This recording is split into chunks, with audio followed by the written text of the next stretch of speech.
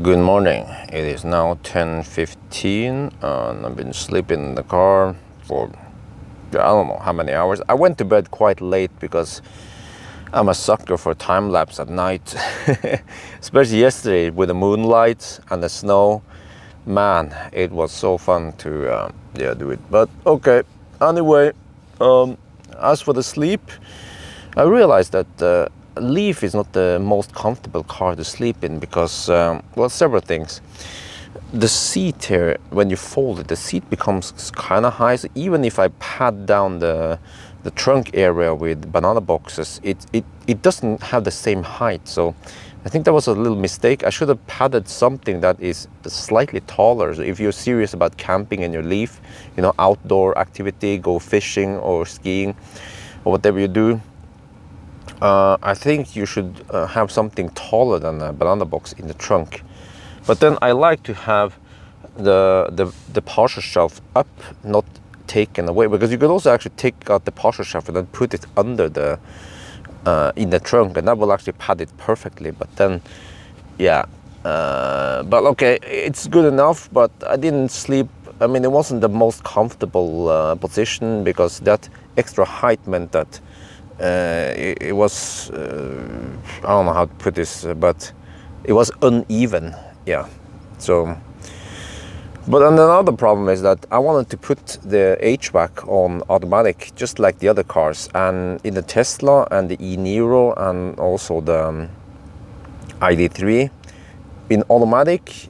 Eventually, after the temperature has set, a nice and even temperature, warm enough, the fan speed usually goes lower, but this one kind of stays high through the night. And of course I could put it in manual, but I wanted to have it automatic to see what happens. I mean, the car is even in eco mode, but it still kept blowing it kind of hard through the night. So, oh, all right, but let's get ready. I have to do a checkpoint that, yeah, we're gonna check the stats now. Ooh. All right, it's 10:30 now, so it's been 9 hours since we started camping yesterday. Right now it's minus 21 degrees. Yeah, it's pretty cold. Oh, we're down to 17%. What? Okay, but if you look at the stats now, well, hang on, let me adjust. It's too bright outside. There. So I did a checkpoint right before we shot this video, but we spent roughly 25 kilowatt hour through the night, and that means an average of 2.76 kilowatts. Yeah, that's kind of high. Remember, it wasn't even that cold outside. The other tests were done in minus 25, 26 or something. But okay. And also when it comes to the temperature drop here, we also lost almost 25 degrees over the night. So yeah, it's pretty good that we are down to 17. So hopefully this will get us back to Oslo without too much rapid gate.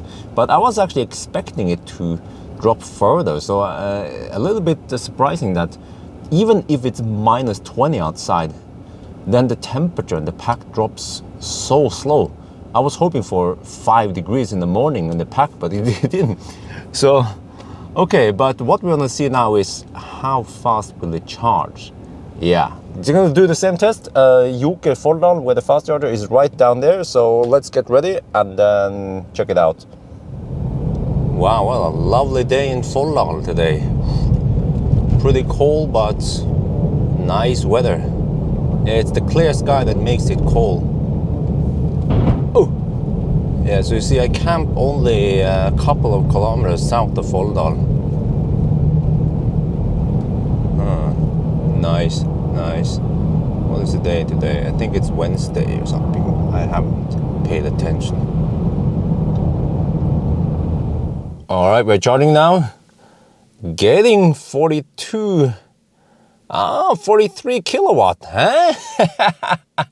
This car does not simply Colgate. Even after camping, it still receives 43 kilowatt, huh? What do you say about that? All the other cars I tested, they charge slow, except for the Leaf. This is just simply amazing. Let me just get out. Well, I have to fire up the car. Yeah, so, man, minus 21, no problem. Because the air over here is so dry, so that's why, and also there's no wind, so I can actually go outside. If it was -10 and windy, then I would be freezing my ass off.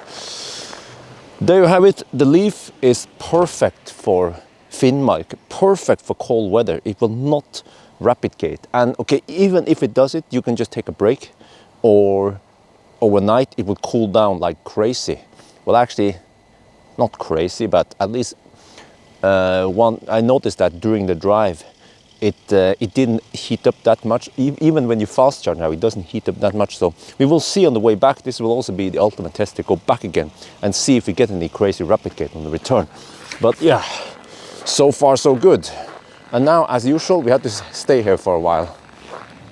Okay, breakfast for the day is cup noodle with, well, it's fake lobster or artificial lobster. I call it vegan lobster. Oh yeah, vegan lobster for the win. So I also brought kettle, 12-volt kettle, and as always, I preheat the water so it doesn't take too long. Yeah. Okay, let's get ready. So this runs on 12 volt. Yeah, pretty good, nice and handy in case you have frozen charge ports. Yeah, so always ABC, always bring kettle. Oh, the car actually reports -25 now.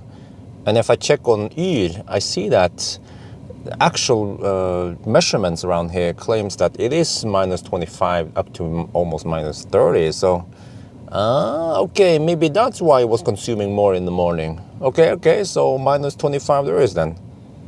All right, we've been charging for 40 minutes and it started throttling, so 40 kilowatt, yeah. See, heater's only pulling 500 watts. So I have it on recirculation and let me see, can I see the settings? Yeah, recirculation, fan speed 2 and 20 degrees Celsius. And it's still nice and warm in here. So now I'm going to drive to Alvdal. It's 43 kilometers from here. Yeah, we have to charge up there before we head back to Oslo. Oh, it's a bit bumpy over here, but yeah, this surface here is mainly compacted snow, not much ice. So I have Continental Viking Contact 7 studless tires, and they work superb on this surface. Let's see. Yeah, and also Nissan Leaf is front wheel drive. And I don't remember the weight distribution, but I think it's slightly front heavy, which is perfect for this kind of driving conditions. Because when you are regenning, let's say here you want to enter the curve and it regen on front wheels, no problem. Some other cars I tested, they tend to lock the rear wheel if you, well, that's Tesla, yeah, if you regen too hard. And then the ID3 is also, that I tested here, it's also rear wheel drive. So I also feel like it was a little bit nervous in the curves, but the Leaf is just super stable. It's so rock solid over here. I mean, yeah, for the best driving experience, or you can say that, yeah, for experienced people, they want to have rear wheel drive, they want to oversteer, but I think for most people, they don't mind front wheel drive. I mean, all wheel drive would be better, of course, but front wheel drive can never go wrong in a slightly front heavy car like the Leaf. We are now in Alvdal, juicing up, and the consumption from Folldal to Alvdal, well, it is a coincidence. It's exactly the same as ID3, and then Model 3 was pretty high because it preheated before supercharging. So yeah, you know, Tesla is not always the best when it comes to consumption. Have you thought about that before? Okay, we're getting 45 kilowatt, yeah, 57%. I just want to top up here. I'm not sure where the next stop will be. So if you look at, this is always tricky. Let me see how to, yeah, see? Heater is again pulling only 500 watts, 700 watts. So very good to have recirculation while parked. While I'm driving, I always use automatic. So the temperature stays kind of low, yeah. We left with more or less the same temperature from Folldal. So I'm not sure how far I'm going to charge and also how far I will drive.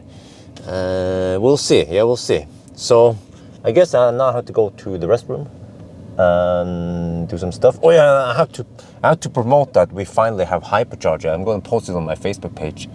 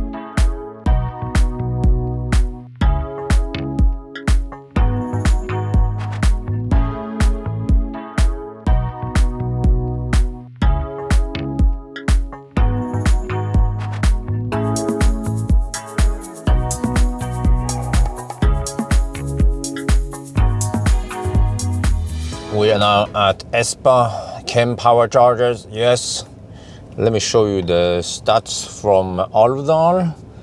Yeah, 206 watt per kilometer plus 1%, so that's 208 roughly. Okay.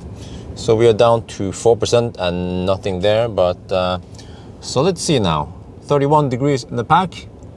Okay, let's see what kind of speed we get. Okay, 38 kilowatt, 41, 42. Huh? That's it? 42? Okay. Alright, we've been charging for almost an hour again. I charge way more than I need now because I'm going to do a little test. I want to see if B mode consumes more energy than D mode, but that will be covered in a separate video. It's so important that I have to highlight it.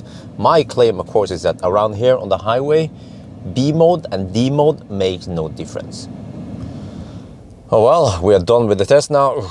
That took a while, yeah, but it was worth it. The result was shocking, yes, but that will be covered in a separate video.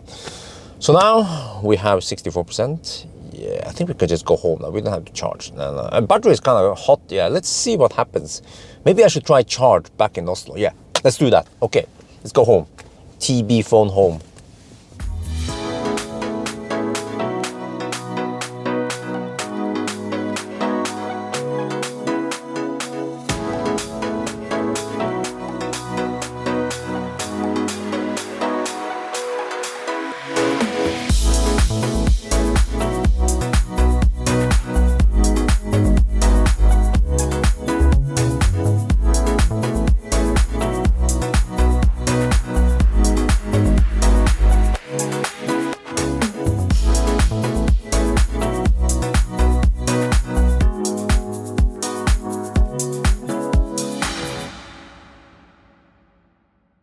We are back in Oslo, so I didn't bother testing fast charging because I see that the battery is too hot anyway. So the reason for that is that we've been driving around 110, 120 kilometers per hour. And at those speeds, the battery doesn't really cool down that much. So yes, I know the story, how it's going to be. Okay, I will probably get 40 kilowatt, but then it will start throttling because it's too hot. So yeah, I think this car, well, wow, actually it's minus 9 degrees over here. That is hot. I mean, that is cold. Well, it's relatively hot compared to what I've experienced in this trip. But I think this Leaf is like a husky. You know, the husky doesn't like running in minus 5 degrees Celsius. It prefers minus 15, minus 20. Then it's nice and cold for the husky. And the same with the Leaf.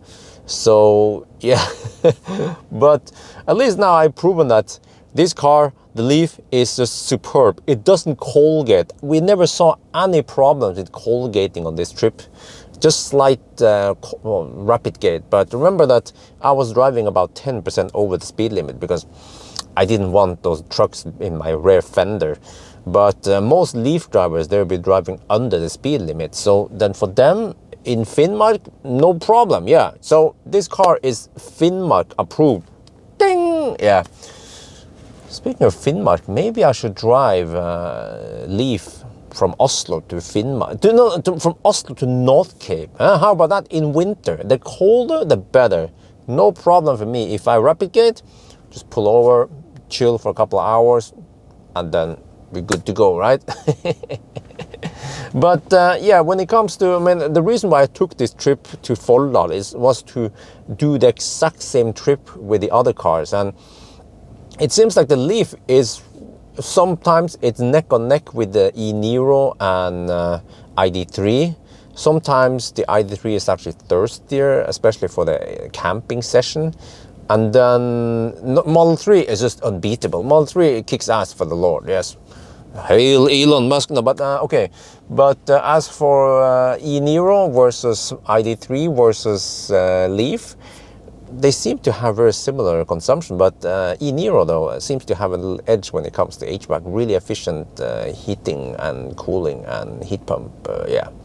As for this one, well, I get the impression that the Leaf tends to use PTC heater more often than a heat pump for some reason. Maybe, but then maybe that was also the case with the e-Niro. I have no insight in what's going on in the e-Niro. Just see that it's using something for climate, but we don't know if it's a PTC or heat pump or not. And then for the Model 3 supposedly kicks ass for the Lord because it uses heat pump all the way down to minus 30 degrees Celsius. Yeah. But okay, anyway, I think that's going to be it for now. I hope you guys enjoyed this video. As always, thank you for watching and talk to you later.